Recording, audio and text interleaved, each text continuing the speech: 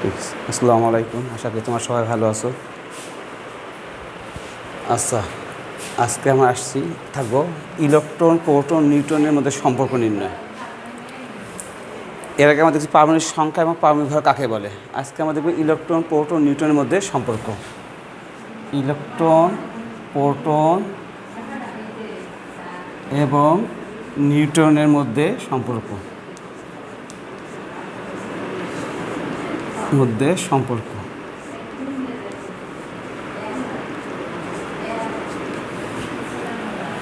এখানে আমাদের জানা বিষয় হবে সোডিয়াম, এর পারমাণবিক সংখ্যা 11, পারমাণবিক ভর 23।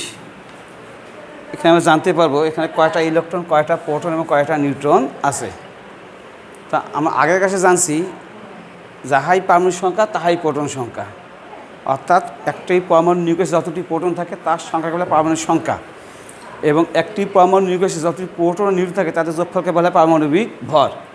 সুতরাং এই যে পারমাণবিক ভর 23, এটা হলো প্রোটন এবং নিউট্রন সংখ্যা যোগফল। আচ্ছা, তাহলে যেহেতু সোডিয়াম পারমাণবিক সংখ্যা 11, তাহলে এর প্রোটন 11। আচ্ছা, এবং ইলেকট্রন সংখ্যা জানার বিষয় এখানে আমার, যেহেতু মৌলটি চার্জ নিরপেক্ষ, এখানে যদি 11টা প্রোটন থাকে 11টা ইলেকট্রনও থাকবে।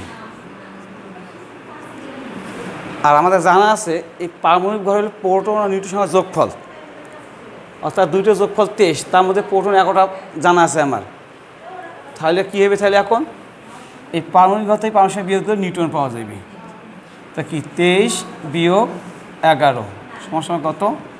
12। তাই নিউট্রন হলো 12। আচ্ছা, আরেকটা উদাহরণ দেখা যায়। অ্যালুমিনিয়াম, এর পারমাণবিক সংখ্যা 13, পারমাণবিক ভর 27। যেহেতু পারমাণবিক সংখ্যা 13, তাহলে প্রোটন হবে 13। যেহেতু মৌলটি চার্জ নিরপেক্ষ, এর ইলেকট্রনও হবে 13। আর এই পারমাণবিক ভর হলো প্রোটন এবং নিউট্রন সংখ্যা যোগফল।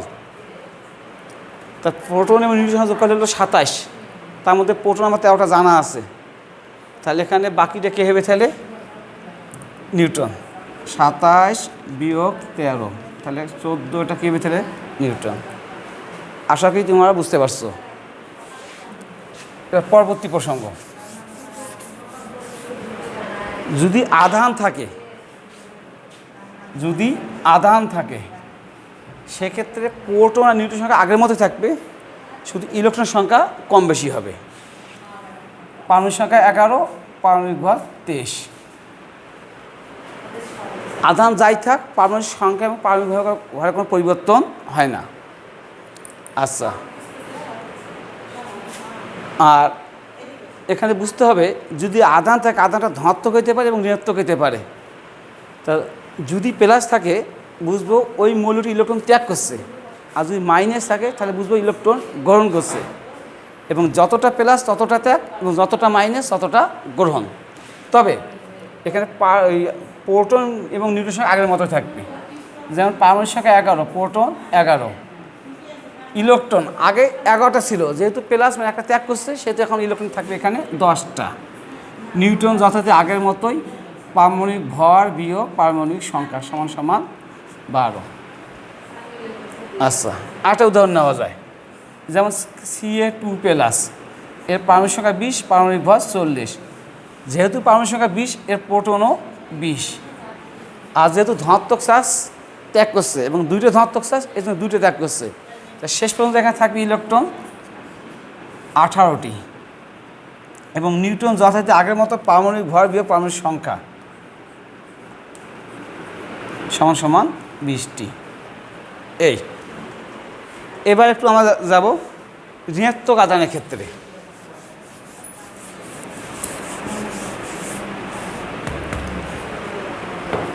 ঋণাত্মক আধানের ক্ষেত্রে যেমন Cl-, যথাযথ পারমাণবিক সংখ্যা 17, পারমাণবিক ভর 35। তা পারমাণবিক সংখ্যা যদি 17 হয়, আর প্রোটনও 17। ইলেকট্রন মাইনাস মানে গ্রহণ করছে, যতটা মাইনাস ততটা গ্রহণ, যেহেতু এখানে একটা মাইনাস একটা গ্রহণ করছে, তাহলে কত হবে, 18টি। নিউট্রন যথাযথ আগের মতো 35, পারমাণবিক ভর বিয়োগ পারমাণবিক সংখ্যা সমান সমান 18টি। আচ্ছা, আর একটা উদাহরণ দেখি ঋণাত্মক আধানের।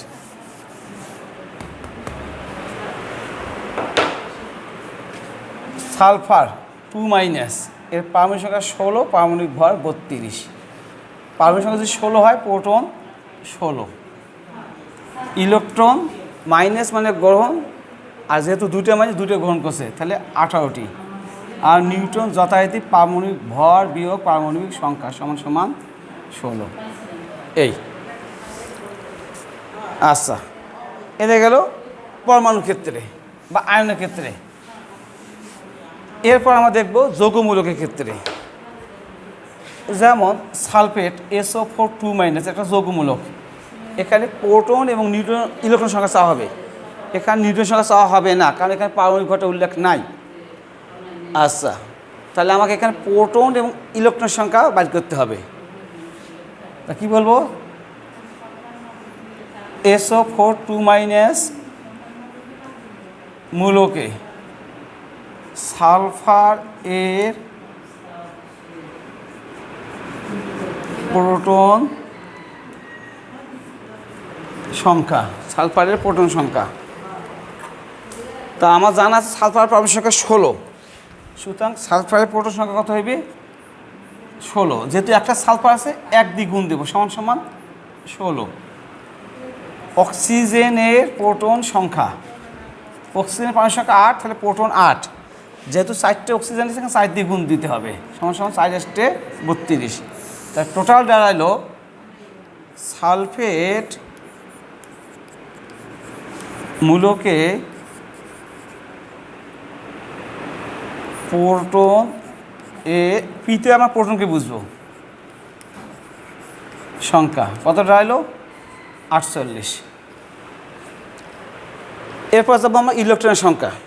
ইলেকট্রনের বিষয়টা ঠিক আগের মতোই, যেহেতু মাইনাস আছে গ্রহণ করছে এবং দুইটা মাইনাস দুইটা গ্রহণ করবে, তাই সালফেট মূলকে ইলেকট্রনের সংখ্যা হবে 48 + 2 সমান সমান 50। এই এখন আরেকটা উদাহরণ নেওয়া যায়।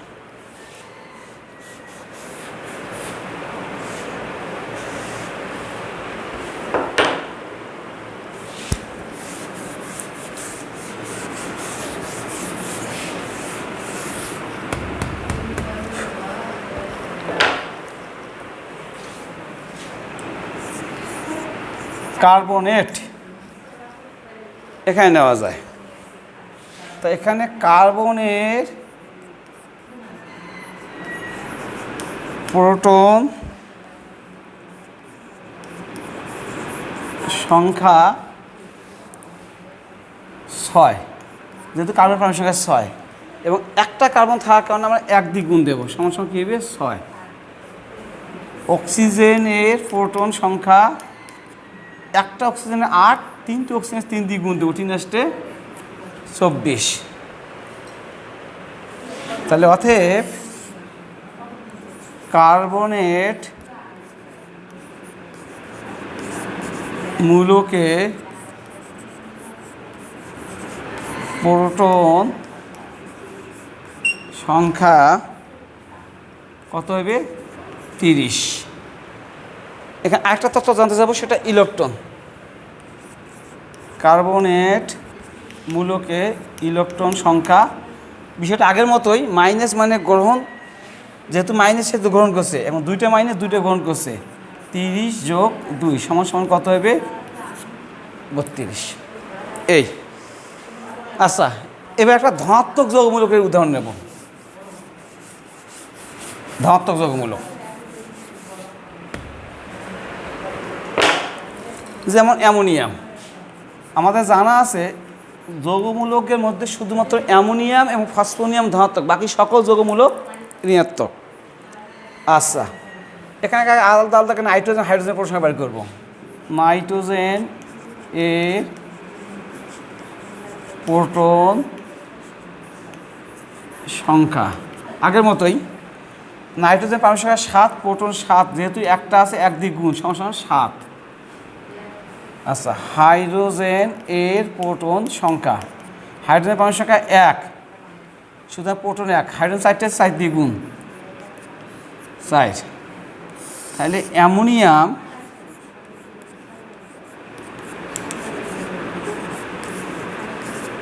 মূলকে প্রোটন এর সংখ্যা 11। আচ্ছা, এবার আমরা ইলেকট্রন সংখ্যা চাবো। অ্যামোনিয়াম মূলকে ইলেকট্রনের সংখ্যা 11 - 1 সমান 10। মাইনাস এই কারণে হলো যেহেতু প্লাস সেহেতু ত্যাগ করছে, একটা প্লাস একটা ত্যাগ করছে, তাই ইলেকট্রন কতটা আসবে? 10টা। এই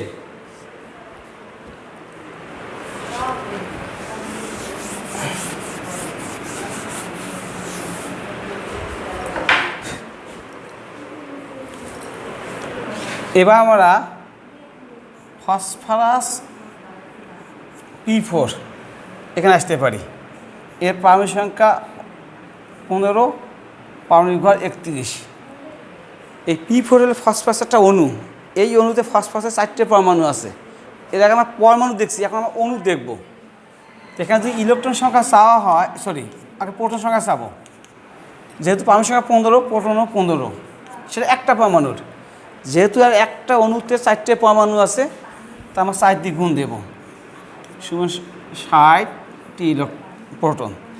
ইলেকট্রন যথারীতি আগের মতোই, পারমাণবিক সংখ্যা যত প্রোটন তত। আর যেহেতু চার্জ নিরপেক্ষ, এখানে প্রোটন যদি 15টা হয়ে থাকে, ইলেকট্রনও 15টা। আচ্ছা, সেটা একটা পরমাণুর। যেহেতু একটু 4টে পরমাণু 4 দিয়ে গুণ দেবো, সুতরাং 60টি ইলেকট্রন। আর নিউট্রন, এই পারমাণবিক ভর থেকে পারমাণবিক সংখ্যা বিয়োগ দিলে নিউট্রন পাওয়া যায়, তাই নিউট্রনটা হবে 16টা। সেটা একটা পরমাণুর। যেহেতু একটা 4টে পরমাণু 4 দিয়ে গুণ দিলে 4 × 16 = 64। তা আমরা পাইলাম এই ফসফরাস P4 এটা একটা অণু। এই অণুর মধ্যে প্রোটন পাওয়া গেল 60টি, ইলেকট্রন 60 এবং নিউট্রন 64। এই এখন তার বাড়ি কাজ নেবে সালফার S8। সালফার একটা অণুর মধ্যে 8টা পরমাণু থাকে, পারমাণবিক সংখ্যা 16, পারমাণবিক ভর 32। এটা তোমার বাড়ি কাজ নেবে। আচ্ছা, এখন যৌগমূলকে ইলেকট্রন, প্রোটন, নিউট্রন একটু আগে দেখিলাম।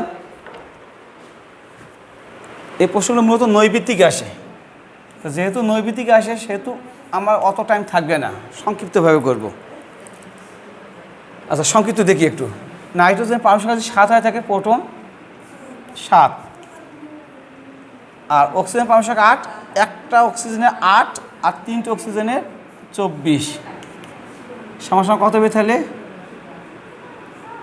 31। এটা প্রোটন। আর ইলেকট্রন সংখ্যা যদি চাই, যেহেতু মাইনাস একটা গ্রহণ করছে, একটা যোগ করবো, সবাই দিলে 32। তাহলে এখানে প্রোটন পাওয়া গেল 31 এবং ইলেকট্রন পাওয়া গেল 32। তারপর সালফেট SO4 2-। সালফার পারমাণবিক সংখ্যা 16, প্রোটন 16। অক্সিজেন পারমাণবিক সংখ্যা 8, প্রোটন 8, কিন্তু 4টে অক্সিজেন আছে, প্রোটন হবে 32। তাহলে এখানে প্রোটনের যোগফল হলো সব মিলি 48। আচ্ছা, এবার ইলেকট্রন যদি চাই, যেহেতু -2, তার মানে 2টে গ্রহণ করছে, তার ইলেকট্রন যাইবে +2 সমান 50। এই হলো সংক্ষিপ্ত। ঠিক আছে, আজকে এই পর্যন্ত। আগামীতে দেখাব ইনশাআল্লাহ। আসসালামু আলাইকুম।